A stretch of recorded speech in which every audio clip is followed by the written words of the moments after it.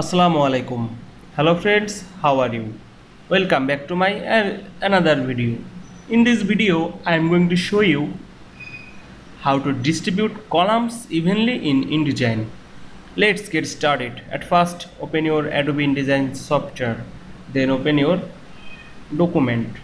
Now you can see is my document. Now firstly select the table and double click on the table cell or drag and select the wall table cell column.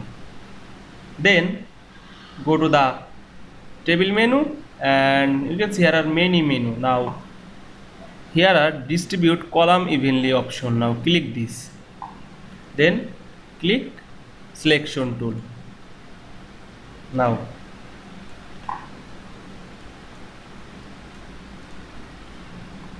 Now you can see distribute column evenly in InDesign very easily.